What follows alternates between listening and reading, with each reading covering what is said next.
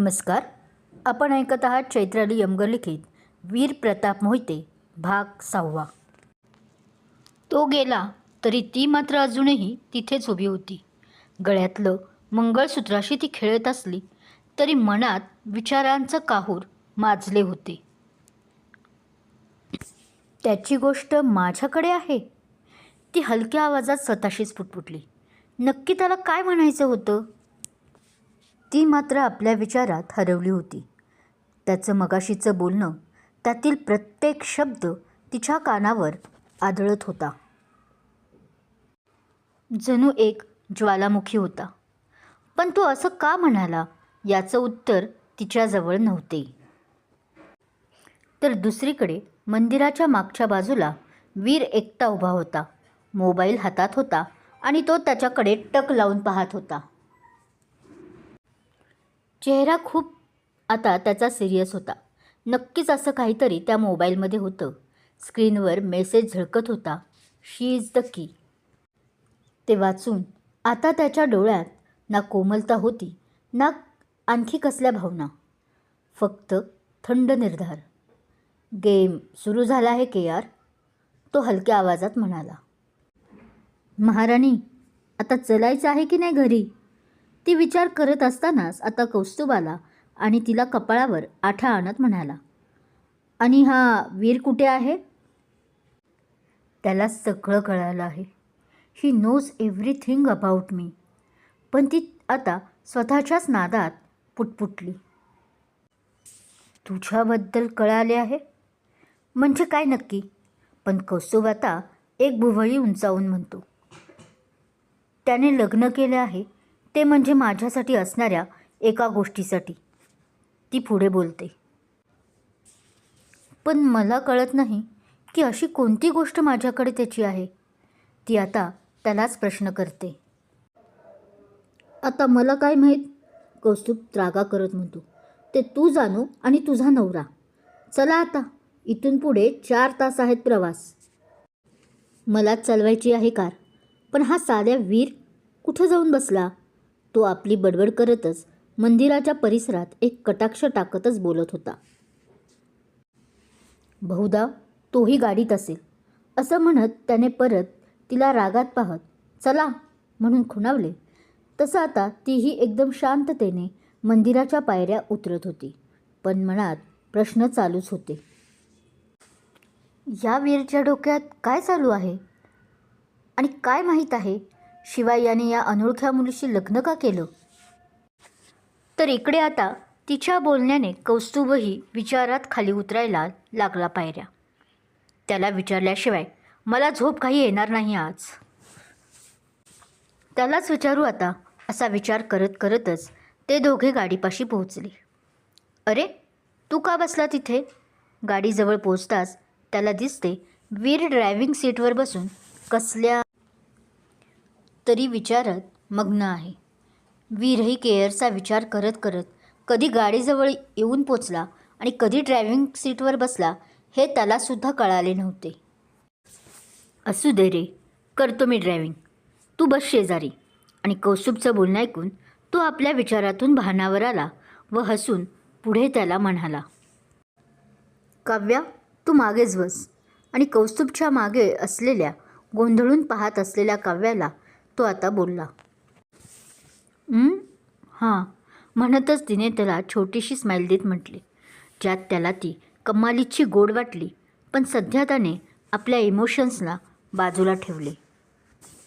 दोघेही आता आत बसल्याने मग त्याने गाडी स्टार्ट केली. मला सांगशील का काय डोक्यात शिजतंय तुझ्या? एक अर्धा तासाच्या अंतराने आता कौस्तुभ त्याला पाहत बोलला. श्श. पण याने मात्र त्याला शांत बस म्हणून सांगत आपला फ्रंट आरसा ॲडजस्ट केला.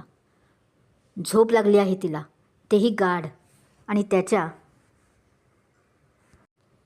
या कृतीमुळे कौस्तुभच थोडा वैतागून आरसा जसा होता तसं करत बोलतो, सांगतो मी पण आत्ता नको. पण वीरही वीर होता. त्यानेही परत तो आरसा आपल्याला हवा तसा ॲडजस्ट केला, ज्यातून ती त्याला दिसेल व्यवस्थित असा. म्हणजे हा आरशाचा खेळ या दोघांचा 1-2 मिनिटांनंतरही चालला होता.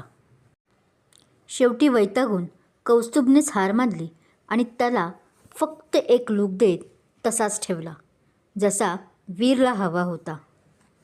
Okay, fine. आणि त्याचा आता असा लूक पाहून वीर हसून म्हणाला, पण यात ना जास्त आपण जिंकलो याच्याच भावना जास्त होत्या. खरं तर दोघे या गोष्टीसाठी लहान बनले होते आणि आपला आपला हट्ट करत होते, जे दोघांना आता जाणवत नव्हते की आपण काय बालिशपणा करत आहोत ते. ती माझ्या स्वप्नातली मुलगी आणि ही एकच आहे ब्रो. पण आता पुढे वीर थोडा गंभीर होत बोलतो.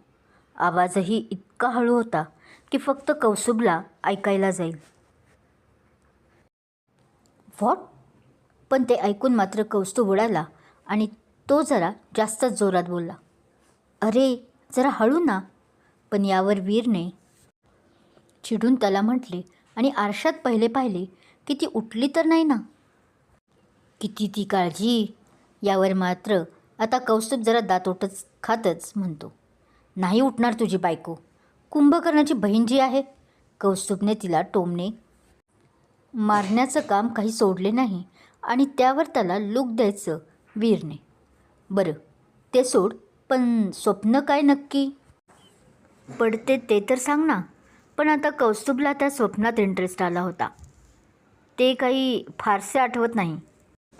वीर पटकन बोलून गेला, आता याला काय सांगू त्या स्वप्नात ती काय करते म्हणून. माझ्याबरोबर अख्खी रात्र घालवते असं सांगितलं तर हा चिडवायला काही कमी करणार नाही. तो मनातल्या मनात पुढे बोलला. स्टेअरिंगवर हात ठेवूनच साहेबांचा विचार चालू होता. चेहरा गंभीर होताच, पण ओठांवर एक गोड स्मित होतं जे दडलं होतं. स्वप्न आठवत असल्याने त्याची परत नजर आता आरशातून तिच्यावर पडली होती. ती मात्र घोडे विकून झोपली आहे असे वाटत होते. आपण इथे तिच्याचबद्दल बोलत आहोत. तिच्याबद्दल आपल्याला असलेल्या हळूहळू का होईना येणाऱ्या फिलिंग्सबद्दल बोलत आहोत. आणि ही पहा कशी झोपली आहे. तो आता तिच्याकडेच पुढे मनात विचार करायला लागतो. खरंच कौस्तुभ बोलतो तेच बरोबर आहे. कुंभकर्णाची बहीणच आहे ही तर. त्याचे मनात विचार चालू असतात. स्वप्न खरंच आठवत नाही तुला की. पण त्याला असं पाहून आता कौस्तुभच्या मनात चलबिचल झाली. तुम्ही असं काही करता दोघे की तुला सांगायला लाज वाटते. कौस्तुभने त्याला चिडवत म्हटले, कारण ते स्मित त्याच्या प्रश्नाचे उत्तर जे देत होते. असं काही नाही ब्रो. तो बस एवढंच बोलू शकला. त्याला लाज वाटत होती का? बरं बरं नको सांगू. तुझ्या या वाक्यातच सगळं काही आलं.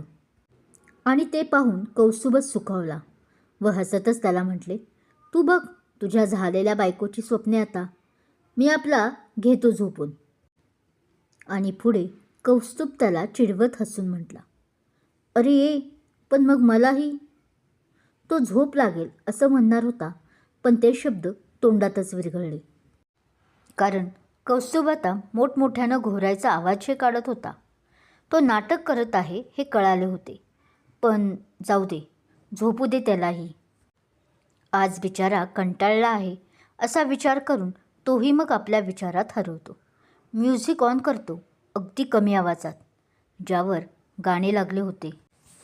एक लड़की मेरे ख्वाबों में आती है, वो तुम हो, वो तुम हो.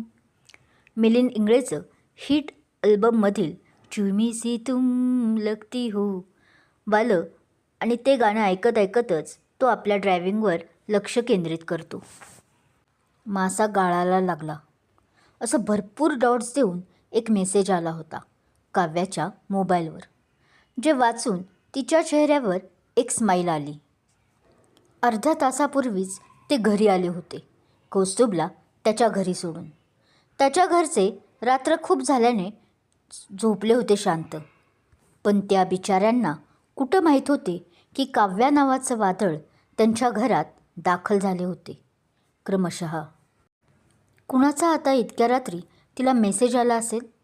आणि त्यामुळे तिला स्माईल का आली हे जाणून घेण्यासाठी ऐकत रहा. वीर प्रताप मोहिते. कथा आवडत असल्यास लाईक करा, कमेंट करा, शेअर करा आणि हो, चॅनलला अजून सबस्क्राईब केलं नसेल तर सबस्क्राईब जरूर करा. धन्यवाद.